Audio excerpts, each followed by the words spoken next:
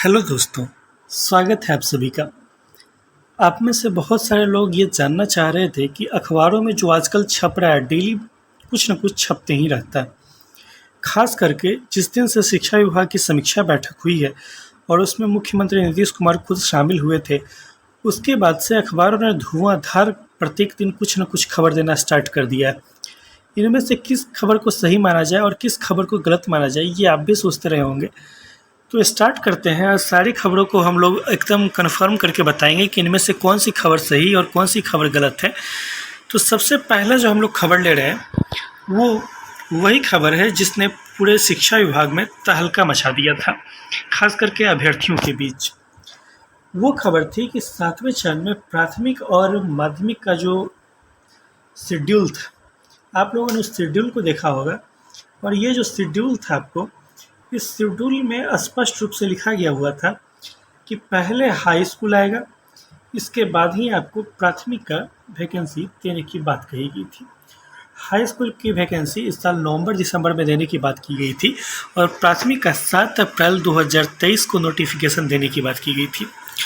अब प्रश्न है कि क्या ये खबर सही है या गलत। अगर आप लोग को ठीक से याद हो तो उसी दिन, जिस दिन ये खबर आई थी, उसी दिन शाम को रात में लगभग 10 बजे के करीब में हम लोगों ने कम्युनिटी पोस्ट के माध्यम से आपको ये बताया था कि ये खबर जो अखबारों में छपा है ये गलत नहीं है, ये खबर सही है। लेकिन उसके साथ एक कॉज भी डाल दिया था कि भले ये खबर छपा है, लेकिन आप जो इसमें डेट छपा है कि इतने डेट को ये हो जाएगा, इतने डेट को ये हो जाएगा, इसको सही नहीं मान सकते हैं। ऐसा इसलिए है क्योंकि अगर आप गौर करेंगे तो जो भी डेट उसमें लिखा हुआ है, प्रत्येक डेट ऐसा है कि उसमें 1 महीने का ही अंतर है।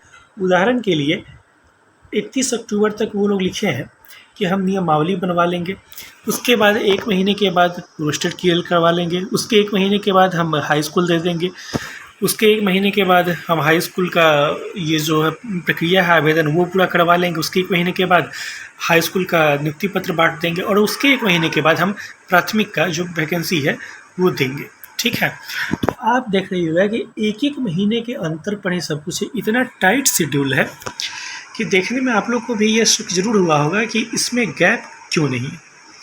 तो आपको बता दें सबसे पहली बात कि ये खबर बिल्कुल सही है, कोई भी इस बात को काट नहीं सकता है, चाहे कोई कितना भी उछल कूद क्यों न मचा ले।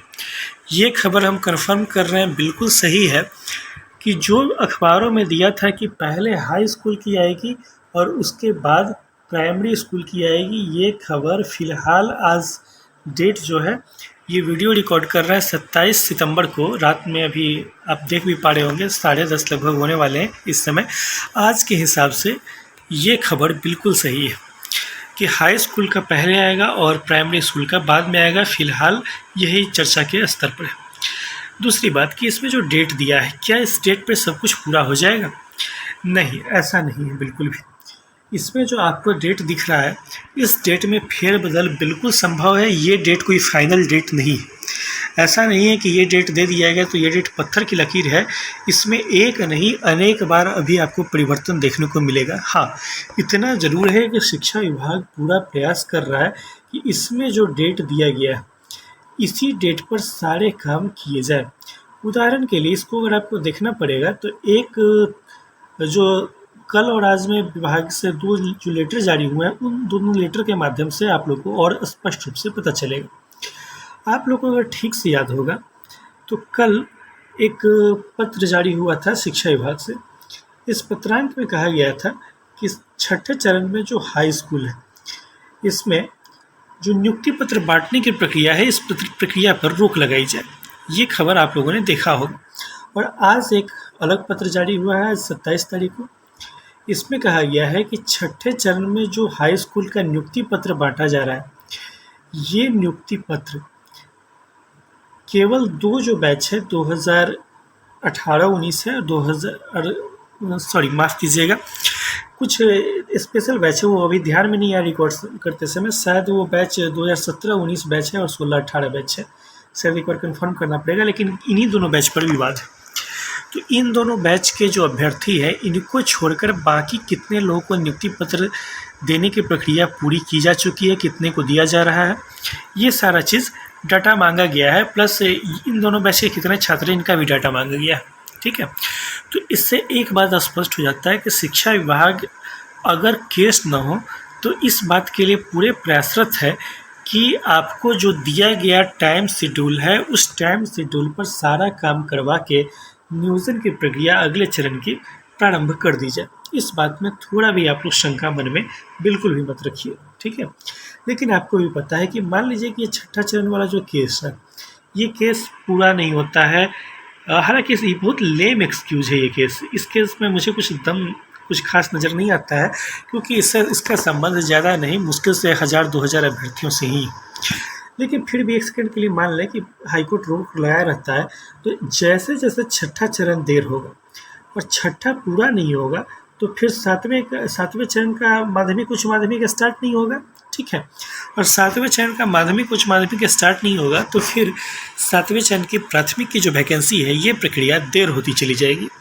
इसीलिए हम लोगों ने आपको बताया, उस दिन भी बताया था और अभी भी बता रहे हैं कि ये खबर जो अखबार में छपी थी वो खबर बिल्कुल सही थी, लेकिन इसमें जो डेट की प्रक्रिया दी गई है वो डेट सही नहीं, क्योंकि इस तय टाइमलाइन पर चीज़ों को पूरा करवा पाना बहुत मुश्किल काम है। हालांकि शिक्षा विभाग यह प्रयास कर रहा है कि इस तय समय पर ही इन चीज़ों को पूरा किया जाए।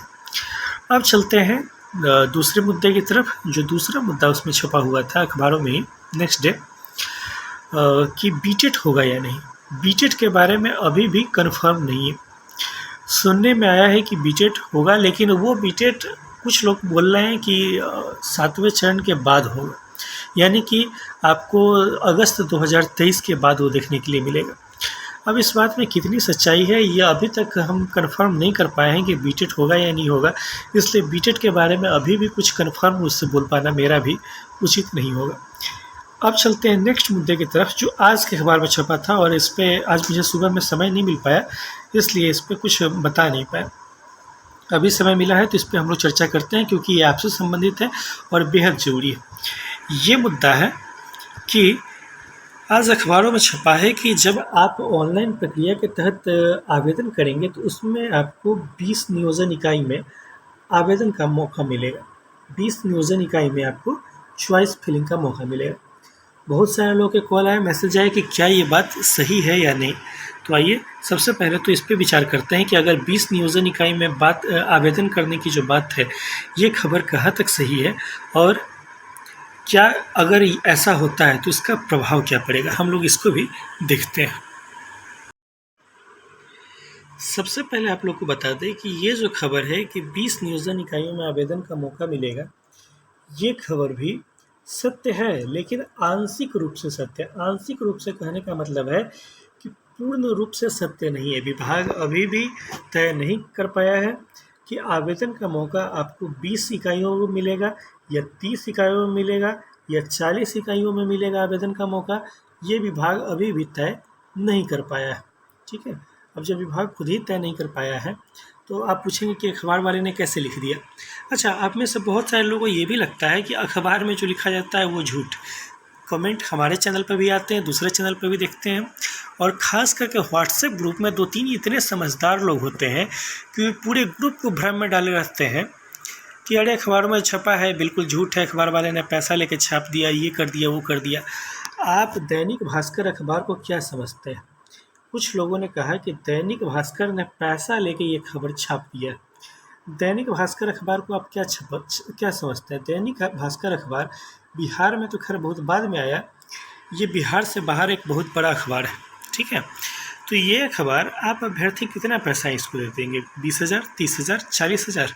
फ्रंट पेज पे फर्स्ट हेडिंग, जो एक्सक्लूसिव हेडिंग, फर्स्ट हेडिंग का पहला खबर को ये अखबार इस तरह से चलाएगा कि हम प्राथमिक का ऐसे आएगा शेड्यूल, माध्यमिक कैसे आएगा, उच्च माध्यमिक कैसे आएगा, ये खबर वैसी है, वो खबर वैसी है, और एक नहीं 3-3 अखबार प्रकाशित कर रहे हैं। तो उसके बावजूद कोई अगर इसको झूठा बोल रहा है तो मुझे सचमुच उस आदमी का दिमाग मुझे पैदल लगता है, वो आदमी मुझे दिमाग से, क्योंकि इतना बड़ा अखबार फर्स्ट फर्स्ट खबर अपने फ्रंट पेज पे ये नहीं देगा इतनी बड़ी खबर देके। कुछ लोग तो इनसे भी महान हैं, वो कहते हैं कि अरे अखबार वाले ने छाप दिया है, शिक्षा विभाग के सचिव कहाँ कन्फर्म किए हैं, वो तो बोल रहे हैं कि नहीं हमको नहीं पता, अखबार वाले जो छाप दिए पता नहीं अपने मन से छाप दिए। आप लोग को बहुत अच्छे से याद होगा अपर मुख्य सचिव दीपक कुमार सिंह अंत तक इनकार करते रह गए कि दैनिक भास्कर में नियमावली से संबंधित जो खबर छपी है वो झूठी है। लेकिन हम लोगों ने मार्च में आपको खबर दी थी कि नियमावली नई बनने जा रही है, इसमें या तो नियमावली 2020 में संशोधन होगा या नई नियमावली बनेगी। ये खबर मार्च के महीने में हम लोगों ने दी थी। बार बार कहते हैं कि वो वीडियो अवेलेबल है, अभी भी अवेलेबल है, आप लोग उसको देखना चाहिए। लेकिन जो लोग कहते हैं कि अखबारों में उल्टा पुल्टा छाप देता है, ऐसा है वैसा है, ऐसा कुछ भी नहीं है, ठीक है। अच्छा, एक खबर बताना बीच में भूल गए थे कि हम लोग को सीटों पे भी चर्चा करनी है। पहले ये 20 नियोजन इकाई वाली जो बात है इस पे हम लोग चर्चा कर लेते हैं। तो ये बात सही है कि 20 ये सीमित नियोजन इकाइयों में ही आपको आवेदन का मौका मिलेगा, ये खबर तो सही है। लेकिन कितने 20, 30 या 40 वो पता नहीं है, लेकिन हाँ कुछ भी हो ये 100 से नीचे ही रहेंगे। लेकिन ये भी आपके लिए समस्या की बात है। आप पूछेंगे कि ये हमारे लिए समस्या की क्यों बात है, आइए दिखाते हैं। सबसे पहले बात करें कि अगर प्राथमिक में हम बात करें तो प्राथमिक में 9000 नियोजन इकाइयाँ हैं पूरे बिहार में। 9000 के लगभग है, शायद 9000 से कुछ ज़्यादा या कम, अभी एग्जैक्ट आंकड़ा याद नहीं है, लेकिन लगभग 9000। अब क्या है कि 9000 नियोजन इकाइयों में आपको मान लेते हैं कि 20 नियोजन इकाइयों में ही आवेदन का मौका मिला, ठीक है। अब इससे होगा क्या, 9000 नियोजन इकाइयों में 20 नियोजन इकाइयों का ही आपको चॉइस देने का मौका मिला। अब होगा क्या कि मान लीजिए कि आपका मेधा प्रतिशत बन रहा है, ये उदाहरण के लिए बोल रहे हैं, इससे किसी को भी डरने की ज़रूरत नहीं, क्योंकि मुझे कोई ना कोई तो एक परसेंटेज उदाहरण के लिए आप लोग को समझाना ही पड़ेगा। और आप लोग डरने लगेंगे कि अरे सर ने ये परसेंटेज बोल दिया तो पता नहीं मेरा इससे नीचे है या ऊपर होगा या नहीं होगा। समझाने के लिए बस इस परसेंटेज को ले रहे हैं, इससे आप लोग घबराइएगा नहीं। मान लेते हैं कि किन्हीं का परसेंटेज है 60%, ठीक है। अब 60% है और इन्होंने 20 चॉइस अपना दे दिया है। संजोग ऐसा हुआ कि इन्होंने जो 20 चॉइस दिया है, यहाँ पर और भी ऐसे लोगों ने चॉइस दिया जिनका मार्क्स 60% से ऊपर है। अब स्वाभाविक बात है कि ऐसे लोगों ने यहाँ पर इन 20 जगहों पे चॉइस दिया है जिनका 60% से ऊपर है, तब आपका तो नहीं होगा क्योंकि आपको तो 60% ही है, ठीक है। आपका नहीं होगा तो अब बात है कि अब आपको क्या करना होगा। अब आपको क्या होगा कि फर्स्ट राउंड में नहीं हुआ तब आपको एक मिनट, अगर आपका फर्स्ट राउंड में नहीं हुआ तब आपको दोबारा से सेकेंड राउंड में होगा। यानी कि आपको फर्स्ट राउंड में नहीं हो पाया, फिर आपको सेकेंड राउंड में फिर से 20 नियोजन इकाइयों में आवेदन देने का मौका मिलेगा। हो सकता है कि इस बार भी आप जहां आवेदन किए वहां इस बार भी आपसे अधिक अंक वाले लोगों को होगा। हो सकता है इस बार भी नहीं हुआ, फिर क्या होगा, फिर थर्ड राउंड में फिर चॉइस दीजिए 20 का, हो सकता है इस बार भी आपका नहीं हो, ठीक है। फिर क्या होगा, फिर आप फोर्थ राउंड में दिए, हो सकता है कि फोर्थ राउंड में जाके आपने जहां दिया वह 60 से नीचे वाले कुछ लोग थे और बीच में आप एक 60 वाले थे, तो इस बार आपका हो जाएगा, संभावना रहेगी। लेकिन यह प्रक्रिया उस समय तक चलाने का प्रयास है, उस समय तक चलेगी जिस समय तक आपका किसी न किसी नियोजन इकाई में हो नहीं जाएगा। हालांकि मुझे यह प्रक्रिया बहुत जटिल और लेंदी लगती है क्योंकि इससे समय बहुत ज़्यादा बर्बाद होगा। प्लस अगर ऐसा होता कि पहले एक मेरिट लिस्ट तैयार कर लिया जाता, और मेरिट लिस्ट तैयार करने के बाद कहने का मतलब है कि अगर आपके पास मान लेते हैं कि पूरे बिहार में 80,000 सीट है प्राथमिक में, उदाहरण के लिए भी लेकर चल रहे हैं समझाने के लिए कि 80,000 सीट है।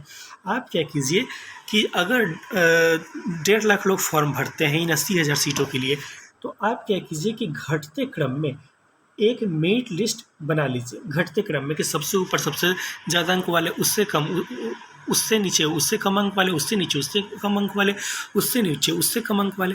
इस तरह से जब आप कर लीजिएगा, एक मेरिट लिस्ट बना लीजिएगा, तो इस मेरिट लिस्ट को बनाने के बाद हुआ क्या कि आपका रैंक 1 है, 2 है, 3 है, 4 है, ऐसे कर करके 80,000 कैंडिडेट तक 80,000 रैंक वाला कैंडिडेट आपको मिल जाता। अब क्या है कि इन सारे कैंडिडेट से आपको चॉइस फिल करवा लीजिए, ठीक है, कि आपको किस जिला में रहना है। अब स्वाभाविक बात है कि हर आदमी फर्स्ट चॉइस तो अपने ही ज़िला का देगा, अपने ज़िले में जितनी नियोजन इकाई हैं उसका ही देगा।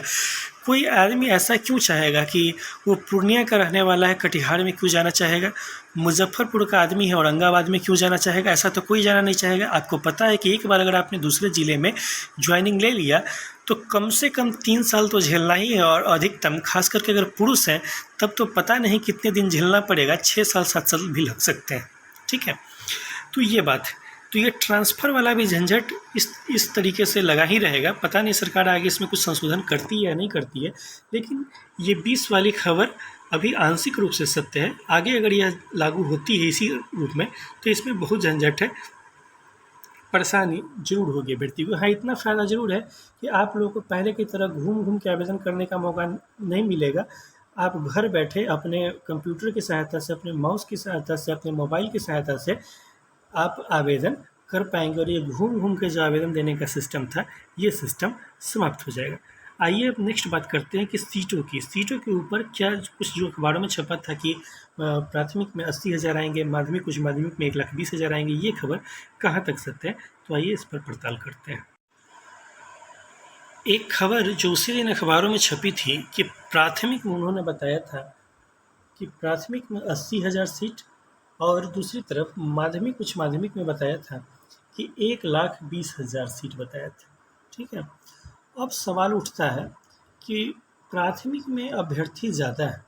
प्राथमिक में अगर बात करें तो लगभग 1.5 लाख अभ्यर्थी, 1.5 लाख अभ्यर्थियों के लिए अखबार के हिसाब से 80,000 पद हैं। माध्यमिक उच्च माध्यमिक में टोटल क्वालिफाइड लोग ही 1,20,000 है। ऐसा इसलिए है क्योंकि आज तक तो 2 ही बार STT हुआ है, एक बार 2011 में हुआ, एक बार 2019 में हुआ, इसके बाद STT कभी हुआ ही नहीं। तो आप जान रहे हैं कि 80,000 लोगों के लिए 1,20,000 पद है, दूसरी तरफ 1.5 लाख लोगों के लिए 80,000 पद है। अब इसमें तो समस्या ज़्यादा है, क्योंकि ये आंकड़ा देखने से सीधा सीधा लगता है कि प्राथमिक में मारामारी बहुत ज़्यादा होने वाला है अगर सीटें इतनी ही रह गई तो। दूसरी बात कि अगर मान के चलते हैं कि बीटेट हो जाता है या सीटेट हो जाता है, तब तो ये मारामारी और ज़्यादा हो जाएगा, क्योंकि तब पास अभ्यर्थियों की संख्या सीधे सीधे कम से कम 30-40 हज़ार तो जोड़ ही बढ़ जाएंगे। ठीक है, तो इसमें क्या होगा कि प्राथमिक में 80,000 सीटों के लिए लगभग 1.5 से 2 लाख कैंडिडेट आ जाएंगे। तो कट ऑफ बढ़ने की संभावना तो स्वाभाविक है कि बढ़ेगी ही। हालांकि कितना बढ़ेगा, उतना ज़्यादा नहीं बढ़ेगा जितना की आशंका जताई जा रही है। कितना बढ़ेगा नहीं बढ़ेगा उसकी चर्चा किसी दिन और वीडियो में करेंगे, क्योंकि अभी आप लोग ये चीज़ कट ऑफ देखना नहीं चाहते हैं शायद। तो बात है कि क्या इतनी सीटें जो दी गई है कि प्राथमिक में इतनी सीटें रहेंगी और माध्यमिक उच्च माध्यमिक में इतनी सीटें रहेंगी, ये खबर सच है या नहीं? तो आइए इस पर चर्चा करते हैं। देखिए, स्पष्ट बात है कि ये दोनों जो खबर है कि इसमें इतनी सीटें हैं कि 80,000 है, इसमें इतनी सीटें 1,20,000 है, ये अभी ठोस आंकड़ा नहीं है। इसको अखबार वालों ने सुनी सुनाई बातों पर छाप दिया है, ये बात हम भी कहेंगे।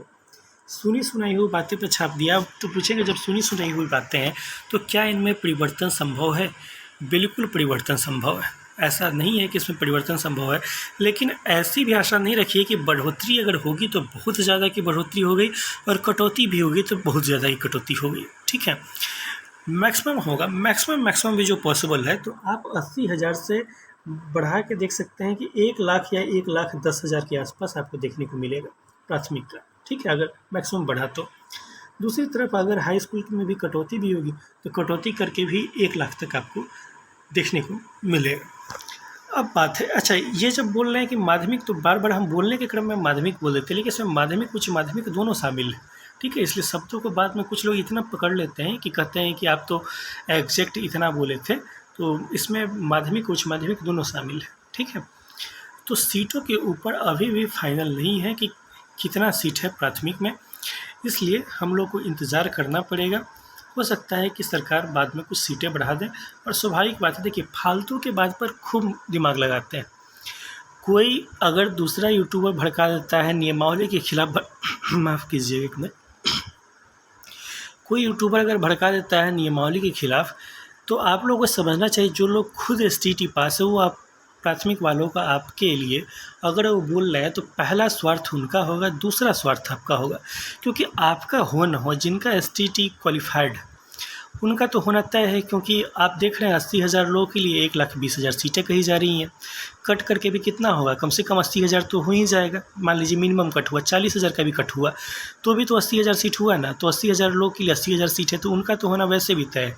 लेकिन आप प्राथमिक के अभ्यर्थी नियमावली पर लड़ते रह जाइएगा, सीटों के बारे में अगर सवाल जवाब नहीं कीजिएगा, नोटिफिकेशन के बारे में सवाल जवाब नहीं कीजिएगा, तब ये आपको स्पष्ट रूप से देखने के लिए मिलेगा कि आपकी बहाली फंसेगी ही फंसेगी। और ये बहाली वैसे भी जिस डायरेक्शन में सरकार जा रही है 2023 से पहले, 23 तो अभी शुरुआत है। आप देखिएगा कि अगर 2023 का अप्रैल वो है जिस समय सब कुछ ठीक ठाक चला, तब इस हिसाब से अगर मान लीजिए कि इस बीच में किसी तरह का केस मुकदमा हो जाता है, और केस मुकदमा हम स्पष्ट रूप से बता रहे हैं प्राथमिक की तरफ से नहीं है, ये केस मुकदमा माध्यमिक उच्च माध्यमिक की तरफ से ही है, चाहे वो छठे चरण के हों या 7वें चरण के हों। तो इसलिए आप लोग को ये बात स्पष्ट रूप से बताया जा रहा है कि सरकार इस बात के बिल्कुल प्रयास में, और बताया क्या जा रहा है ये तो आप लोग को भी अंडरस्टूड बात में है, आप लोग खुद से इतना समझ सकते हैं कि सरकार इस बात के प्रयास में है कि किसी न किसी तरह से इस बहाली को खींचकर चुनाव तक ले जाया जाए। जो चुनाव आप लोग को देखने में मिलता है कि ये चुनाव जो है 2024 में आपका लोकसभा का चुनाव है और 2025 में विधानसभा का चुनाव। तो इस चुनाव तक इस बहाली को खींच के ले जाने का प्रयास है। और ये भी प्रयास क्यों है इस चुनाव तक खींच के ले जाने का? देखिए, भारत के लोगों में भूलने की बहुत अच्छी आदत है। आप सोचिए, सरकार स्पष्ट रूप से बता रहा है सरकार कुर्सी पर बैठने के लिए है। अगर आप सरकार में हैं तब आपका फ़ायदा है। आप विपक्ष में होकर क्या कर लीजिएगा? भाजपा 7 अगस्त से पहले सरकार में थी तो बहुत लंबी लंबी बातें कर रही थी, आज विपक्ष में है तो इन लोग से कुछ बोलते नहीं बन रहा है। तो आप सरकार में रहते हुए काम कर सकते हैं, विपक्ष में रहते हुए नहीं। अब एक बात और बता रहे हैं आपको, ठीक है, कि अगर भारत के लोग में भूलने की ऐसी आदत है कि ये चुनाव जब रहेगा 24 में और चुनाव से पहले अगर नोटिफिकेशन नहीं दिया जाए, वैकेंसी नहीं दिया जाए, तो ये फिर क्या कहेंगे, इलेक्शन में क्या लेके जाएंगे मुद्दा? सरकार इलेक्शन में मुद्दा क्या लेके जाएगी? क्योंकि बिहार में न तो ऐसी कोई इंडस्ट्री है जिसका कि आप दिखा सकते हैं। देखिए, नीतीश कुमार जी को बनना है प्रधानमंत्री, सीधी सीधी बात जान लीजिए। प्रधानमंत्री बनने के लिए टकराना किससे है? वर्तमान प्रधानमंत्री नरेंद्र मोदी को हटाना होगा। नरेंद्र मोदी 2014 में अगर चुनाव जीते थे तो उन्होंने अपना गुजरात मॉडल दिखाया था। हम राजनीति में नहीं पढ़ना चाहते हैं, लेकिन जो वास्तविकता है वो आप लोग भी जानते हैं कि उन्होंने अपना गुजरात मॉडल दिखाकर चुनाव जीता था। केजरीवाल अगर दिल्ली में जीतते हैं तो अपना दिल्ली मॉडल दिखाते हैं, अपना जो स्कूल का मॉडल है वहाँ बनवाया है उसको दिखाते हैं, ठीक है। तो नीतीश कुमार के पास दिखाने के लिए क्या है? पंजाब मॉडल, कि यहाँ बिहार से अगर मजदूरों का पलायन होता है, इसको तो दिखा नहीं सकते। बिहार में इंडस्ट्री के नाम पर तो कुछ है नहीं। तो अब सवाल उठता है कि आखिरकार दिखाएंगे क्या? तो दिखाने के लिए शिक्षक बहाली को रखा जा रहा है, ठीक है, क्योंकि एक ही बार वो दिखाएंगे कि 2024 में हम प्रधानमंत्री पद के उम्मीदवार हैं। तो देखिए, बिहार में हमने 2 लाख लोगों को नियुक्ति पत्र एक ही साथ बांट दिया। तो अगर हम बिहार में 2 लाख लोगों को, 10 लाख लोगों को एक साथ रोजगार दे सकते हैं तो हम पूरे देश में भी दे सकते हैं। इसलिए प्रधानमंत्री हमको बनाइए। आप लोगों ने आजकल गौर किया है कि नहीं, नीतीश कुमार को इससे पहले आपने कब देखा था कि वो खुद नियुक्ति पत्र बांट रहे हों? आजकल वो छोटा से छोटा भी हो या बड़ा से बड़ा भी हो, नियुक्ति पत्र बांटने का काम वो स्वयं कर रहे हैं और इसको मीडिया में हाईलाइट किया जा रहा है। इस पॉइंट को हमारे साथी सुधांशु जी ने उठाया है कि आजकल नीतीश कुमार जी क्या कर रहे हैं कि आपने देखा होगा कि मीडिया में कैमरा के सामने में नियुक्ति पत्र बांट रहे हैं। तो अगर वो 100, 200, 400, 1000, 2000, 4000 नियुक्ति पत्र को मीडिया के सामने बांट सकते हैं, तो शिक्षक भर्ती का 2 लाख नियुक्ति पत्र गांधी मैदान में अगर बंटवा दिया जाए तो सोचिए कि पूरे देश भर में कितना बड़ा हंगामा होगा, एक ढिंढोरा सा पिट जाएगा। तो आप सोचिए, इस तरीके से आप कभी क्यों नहीं सोचते हैं कि आप मुख्यमंत्री होते तो इस बहाली को कब देते? आपका सबसे ज़्यादा फ़ायदा तब होता जब इस बहाली को आप चुनाव के आसपास देते, ठीक है।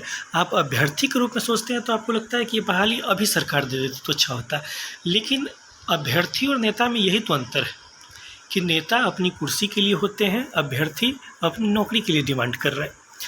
तो कहीं ना कहीं सरकार का यह मंशा तो है ही कि हम इसको चुनाव तक खींचें या चुनाव के समय ही प्रारंभ करें, ताकि लोगों के दिमाग में याददाश्त एकदम दुरुस्त रहे और चुनाव में जब वोट का बटन दबे तो वो बटन केवल उनकी पार्टी का ही हो। इस वीडियो में हम लोग अभी तक बहुत चर्चा कर चुके हैं ऑलरेडी, और हो सकता है कुछ एक आध बिंदु छूट गया हो। कुछ लोग अभी भी पूछेंगे बीटेट के बारे में, सब कुछ बता दिए, लेकिन बीटेट के बारे में अभी भी नहीं पता है कि बीटेट होगा या नहीं होगा। इस पर कन्फर्म रूप से नहीं है। दोनों तरह की खबरें सुनने को मिली है। मैक्सिमम लोगों का ये कहना है, हम देखिए इस खबर को पुष्टि नहीं कर सकते, जिस बात पे हम खुद श्योर नहीं इसलिए हम नहीं कर सकते, लेकिन अधिकतर लोगों का कहना है, हमारे कुछ वरिष्ठ साथी भी हैं, उन लोगों का भी कहना है कि ये खबर थोड़ी भ्रामक रूप से चला दी गई है और दरअसल ये जो बीटेट है ये 7वें चरण के बाद होने की बात कही गई है। इस खबर की पुष्टि बीटेट की हम अभी नहीं कर सकते हैं। जब भी कुछ ठोस रूप से पता चलेगा तो अन्य खबरों की तरह इसको भी बताएंगे। और अगर वीडियो पसंद आया तो वीडियो को आप लोग लाइक कीजिए, चैनल को प्लीज़ सब्सक्राइब कर लीजिएगा, क्योंकि आप लोग चैनल सब्सक्राइब करना भूल जाते हैं बार बार कहने के बावजूद भी, तो प्लीज़ चैनल को भी सब्सक्राइब जरूर कर लीजिएगा। फिर से मुलाकात होगी नेक्स्ट वीडियो में, तब तक के लिए धन्यवाद। Thank you.